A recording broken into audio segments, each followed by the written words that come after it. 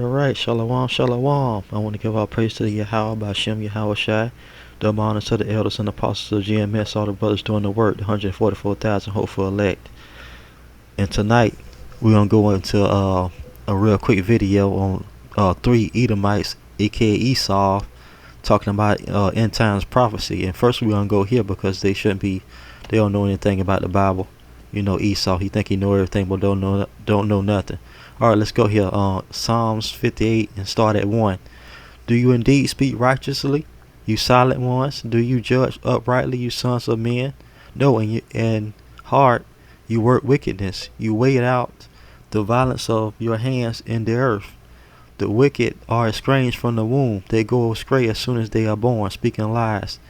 They are poisonous like the poison of a serpent. They are like a deaf cobra that stops its ear, which will not heed the voice of charmers, charming ever so skillfully. Break their teeth in their mouth, O God. Break out the fangs of the young lions, O Lord. Let them flow away as waters which run continually. When he bends his bow, let his arrows be as if cut in pieces. Let's go down. Alright, 8. Let them be like a snail which melts away as it goes, like a stillborn child of a woman, that they may not see the sun. Before your pots can feel the burning thorns, he shall take them away as with whirlwind, as in his living and burning wrath. Alright, let's go to the video. And the main point is in 3. Right here, this is talking about Esau, aka Esav. The wicked are estranged from the womb. They go astray as soon as they are born, speaking lies. And that's Esau right there. Now let's go to the video. These three Edomites, Esau, talking about end times prophecy. To happen in the future, according to the Bible. Today, three biblical scholars, three Edomites, Esau, and have written 157 books between them, are our guests. They are Dr. Mark Hitchcock, Esau, Dr. Ron Rhodes, Esau, and Jeff Kinley. Esau.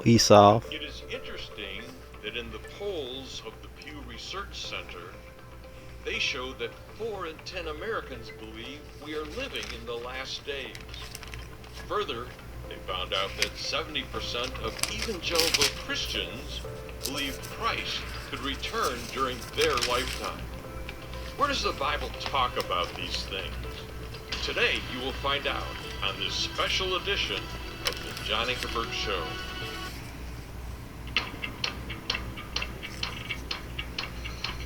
Salakia.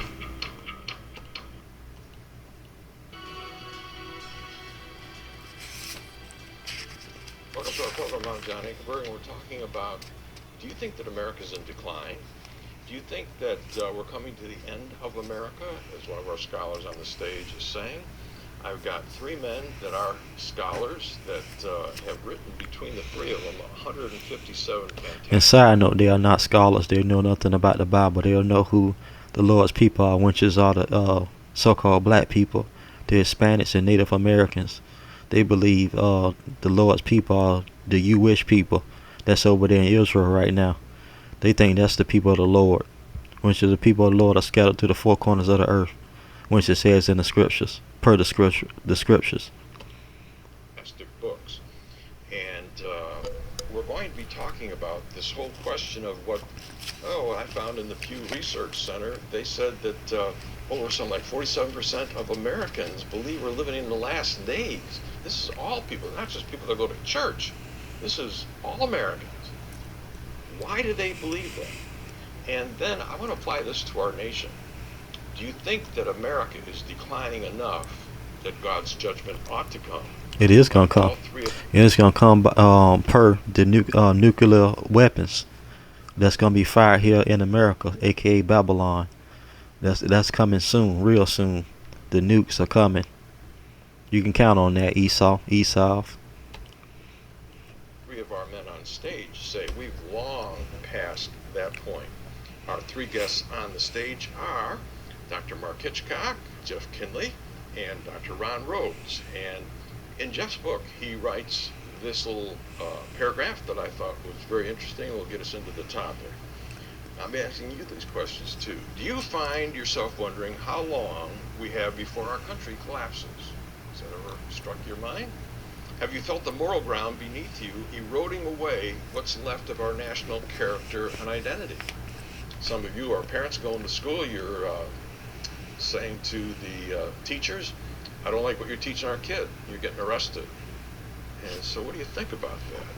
Has it become clear to you that a basic Judeo-Christian worldview, along with common sense decency, are now becoming obsolete and unwanted? Are the words of the prophet Isaiah more specifically applicable to us now than at any time in our nation's experience? What did Isaiah actually say? He said, woe to those who call evil good and good evil, who substitute darkness for light. And that scripture right there is talking about Esau, Edom, Esav. That's scripture talking about the rulers of the earth, the ruling wickedness. That's talking about Esau, Edom. Just a side note. And light for darkness, who substitute bitter for sweet and sweet for bitter. Can you see that? Do you feel that? Now, let me ask you, Jeff, since you wrote this book, are we coming toward the end of America? Yes, we are. And I'll let you start anywhere you want. I pick out what I think, but let me ask you to start with, how did you get into this book? I simply looked at my own country, and I saw our country. Yeah, first of all, this is decline. side note. This is not your country. You stole the country. You stole the land from the Native Americans, which are the Israelites. This is not your country. You're a land thief, per the scriptures. Both spiritually and morally. And, those are two of the big categories that we see happening today. As a matter of fact, you look over let me go in and read this. This is Psalms 83. All right, let's start at 2. For lo, thy enemies are in a tumult.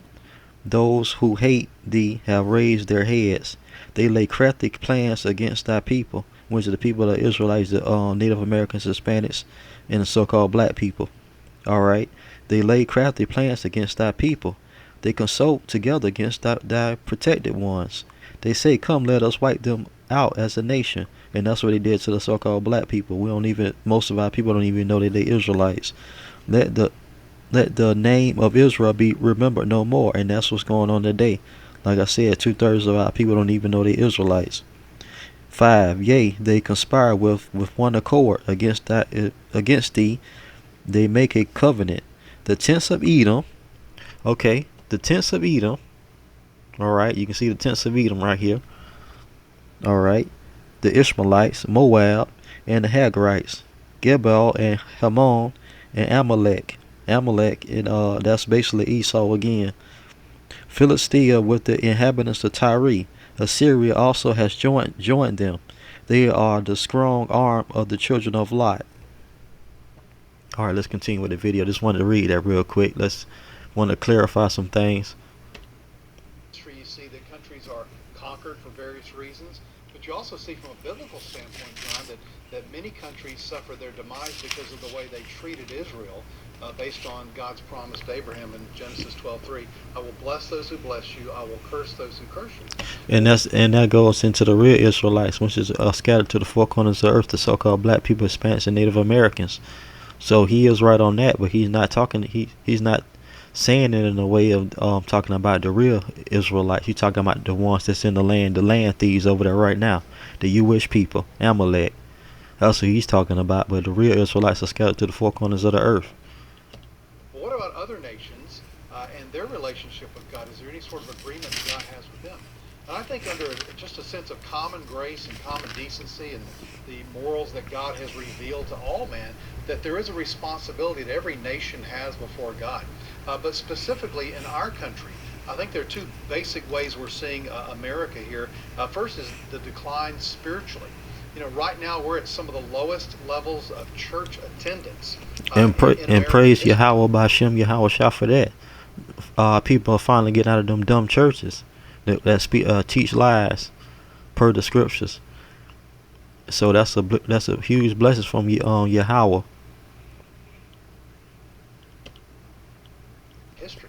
150,000 churches have closed in the past 20 years, and they're Praise closing Yahweh faster Bashem and Yahweh faster. Shah for that. They're shrinking, many of them are. But also the highest number of spiritual groups that are growing in America are what are called the nuns, N-O-N-E-S. And those are a group of people who have no spiritual affiliation whatsoever. They're the highest growing group right now. We've cast God out of our schools. We've told God we don't want him in our government.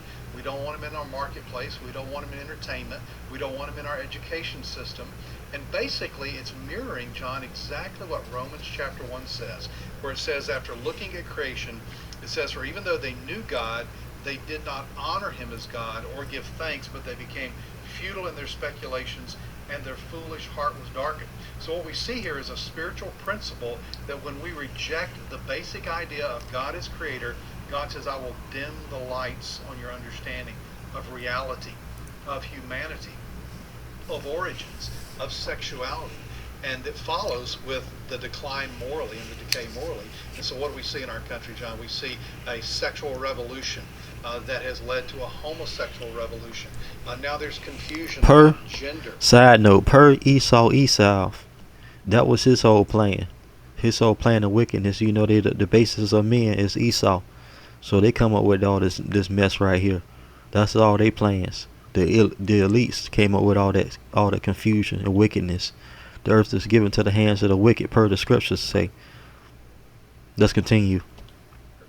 There's the legalization of gay marriage. And even today, you can't even say a man can't have a baby without being attacked or without being canceled. So all these things, we've turned everything inside out. We've lost our moral moorings. And because of I'm glad he said that. Let's go to scripture. Perfect segue. All right, let's go to Isaiah. And I was waiting for him to say that so I can go here. Perfect. 29. Let's go down to 15. And let's read what Esav did. Alright, let's start at 15. Woe to those who seek deep to hide their counsel far from the Lord, and their works are in the dark. That's Esav. They say, who sees us, and who knows us? Surely you have turned things around. Shall the potter be esteemed as the clay?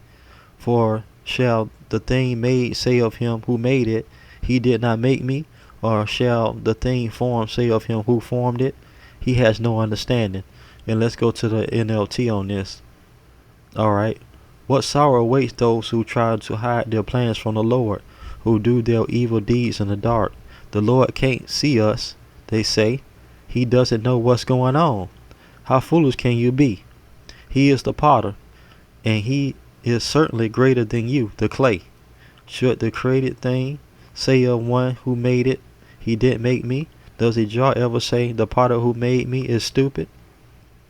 And I just want to go there real quick when he said that everything's turned around and everything's backwards. That goes right there what I just read. That reason God says you're under the penalty of judgment. Yeah. You're an excellent writer. You've written excellent books. I mean, they are bestsellers. And you're getting invited to speak on even secular programs because you have such insights into our history. I loved what you said about,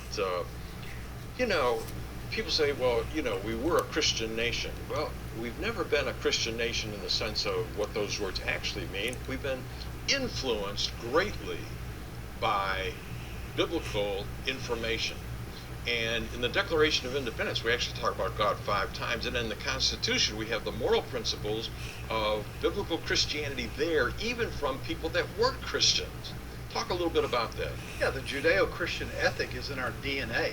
I mean, it's written into our Constitution. It's written into our Declaration of Independence. In fact, you go to Washington today, you can still see these words of Scripture that are sandblasted into the great monument, the depiction of Moses. And that is not Moses right there.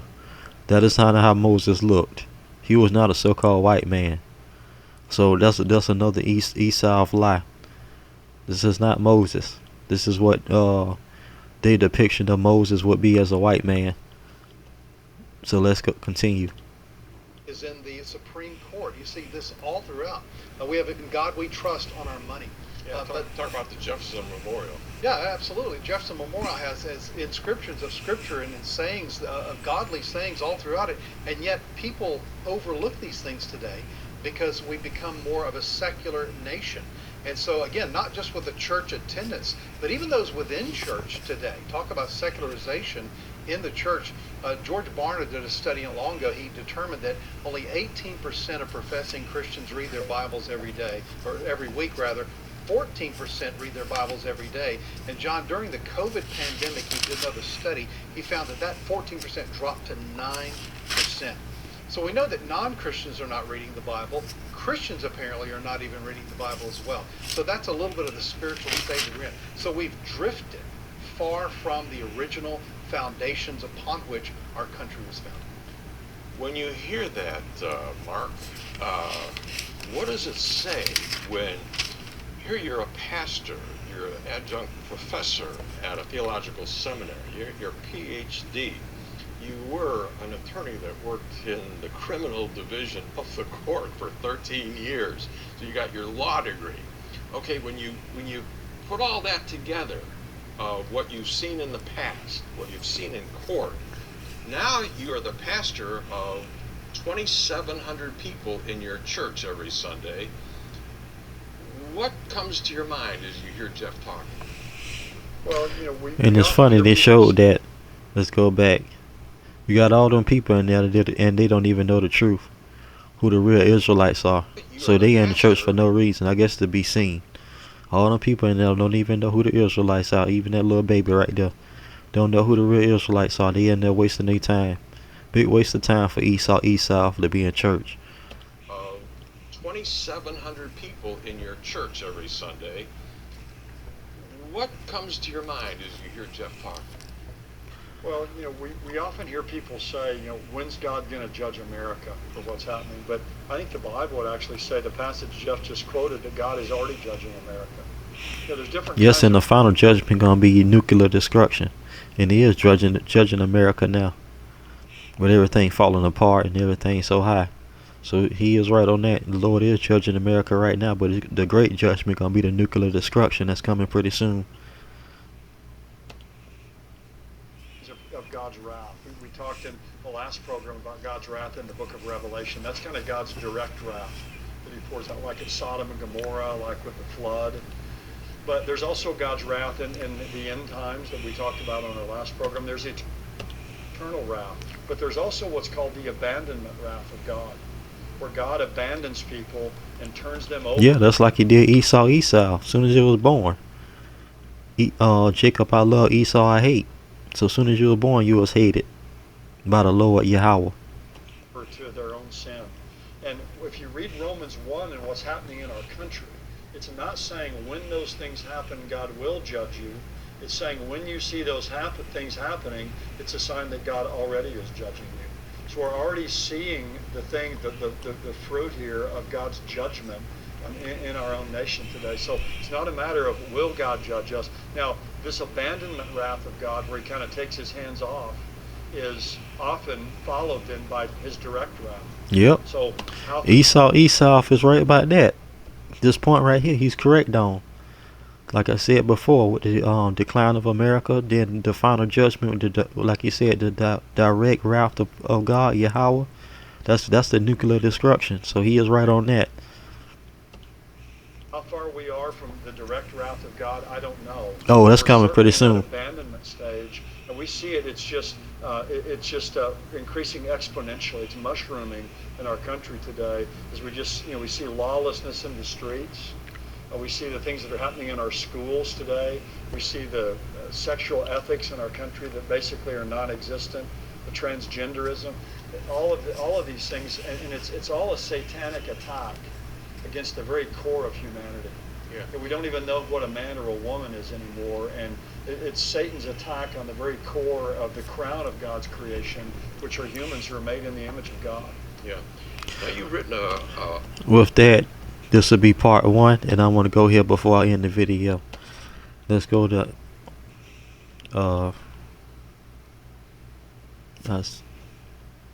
Isaiah 34.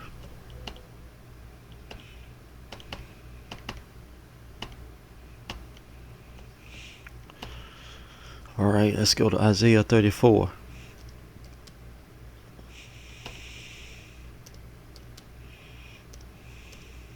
And I was going to read this and that'll be the video to part 2. Okay, let's read it. Isaiah 34:1. Come near, you nations, to hear, and heed, you people. Let the earth hear, and all that's in it, the world and all things that come forth from it. For the indignation of the Lord is against all nations, Esav, Amalek, Ishmaelites, Moab, and his fury against all their armies. He has utterly destroyed them. He has given them over to slaughter. Also their slain shall be thrown out. Their stench shall arise from their corpses, and the mountain shall be melted with their blood. And all the hosts of heaven shall be dissolved, and the heavens shall be rolled up like a scroll, and all their hosts shall fall down, and as the leaf falls from the vine, and as a fruit falling from a fig tree. For my sword shall be bathed in heaven, and indeed it shall come down on Edom, Esav, and on the people of my curse for judgment. See that? It says right here, the people of my curse. That's Esav, Edom. Alright, with that, I want to give our praise to Yahweh, Bashem, Yahweh Shai. Double honors to the elders and apostles of GMS, all the brothers doing the work. Alright, this is going to be part 1 of 3 Edomites, Esav, talking about the end times prophecy, part 1. Part 2 is going to be tomorrow. Alright, with that, I want to say shalom, shalom.